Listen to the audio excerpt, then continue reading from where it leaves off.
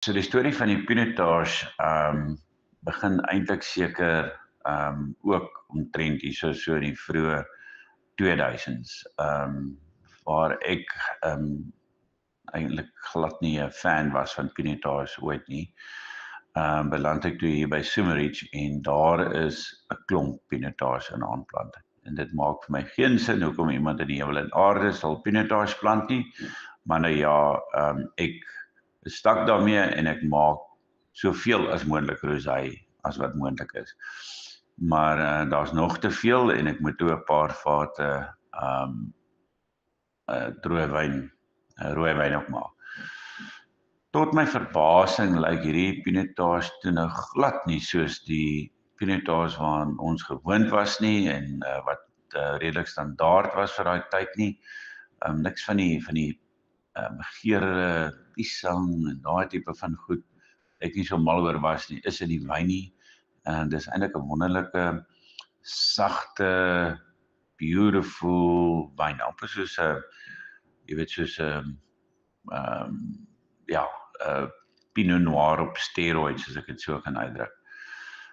Nietemin, ek is nou weg Nieu-Seeland toe en toe ek nou terugkom en by Longreach begin, moes ons strategiese besluite maak oor watter kultivars ons op gaan fokus. En Longreach het baie goed gedoen met hulle Pinotage. Dit was 'n tipiese Suid-Afrikaanse styl, groot wyn, hoë alkohol, hoë tannine, baie nuwe hout, groot ekstraksie, bietjie soeterig amper, van baie ryp wees en ek dink baie nuwe hout. En ek het toe gesê, goed, ons kan aangaan met Pinotage. Want dit is cool om ons eie Suid-Afrikaanse dryf te hê. En as gevolg van my ondervinding in die hemel en aarde, het ek besef dat Pinotage in 'n koel klimaat kan heel wat anders te lyk as wat ons aangewoond is. En weet, Helderberg is die koelste subarea in Stellenbosch, met net 5 km van die see af, en dan, jy weet, waar ons die koel seebriesie intrek oor die wingerde sodra dit warm raak in die somer, en in die aand sak daai koue lug weer hier teen die berg af en kom 'n tweede keer teen ons wingerd. So ons het baie groot dag en nag temperatuurverskille hier. So dit is toe hoe ons besluit het, ons gaan nog steeds Pinotage maak. Maar ek het dus besluit wat ons gaan doen, is ons gaan die Pinot Noir moederskap, wil ek amper sê, van Pinotage aangryp. Ons gaan dit embrace, ons gaan eintlik hierdie Pinotage maak soos jy Pinot Noir maak. Om sy meer vroulike kant, sy meer sagte kant te wys en te illustreer, en omdat jy dit in 'n koeler klimaat kan doen. Ongelukkig het ons enigste groot kliënt op daai stadium glad nie gehou van die wyn nie. Gesê hulle gaan dit ook nie verder bestel nie.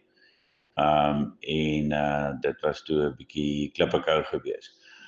Maar gelukkig na 'n paar slaaplose maande begin die kritikuste toe die wyn proe en is gaande daaroor. Christian Eads sê dis die beste Pinotage van die jaar wat hy geproe het. Jamie Good gee dit punt in die 90s. Tim Atkin gee dit 'n baie goeie punt en ons kry net goeie terugvoer van die wynkritikus daar. En jy weet, almal sê dit is so wonderlik om 'n slag 'n ander interpretasie van Pinotage te vind. Dit het eintlik op daai stadium nog gebeur en so ons het so die styl of gepioneer daai tyd. Ek dink is miskien 'n kompliment vir ons dat daar deesdae meer en meer voorbeelde is van mense wat ook hierdie styl nou navolg. Maar ja, dit is ons pinotage storie. Ek kan ook net sê dat daai tyd, jy weet, het ons oorseese besoekers, het sommer as hulle met die intrapslag gesê, hulle wil nie die pinotage proe nie.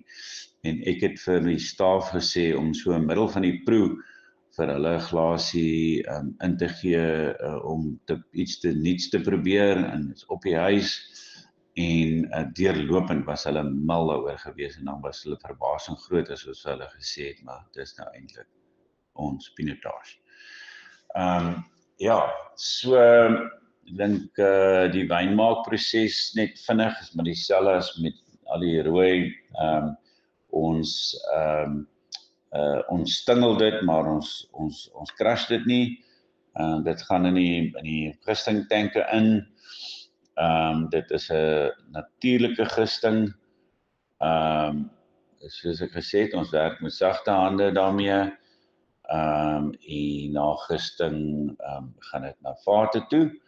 Ons het gou vroeg geleer dat ons baie elegante vate moet gebruik met die pinotage en ons nuwe houtkomponent het ons baie kleiner gemaak en ons leer steeds in sekere oesjare dat mense dit nog minder moet maak, maar ons sit omtrent met so 20% nuwe hout op het. Ons kies spesifiek vate uit Burgundy uit, die Caduce vate, en dan ook klein Cooper wat redelik onbekend is hier, soos Saint-Martin, en meer spesifiek uit die bos van Fontainebleau. Om een of ander rede werk daai bos se eikehout net fantasties met ons pinotage.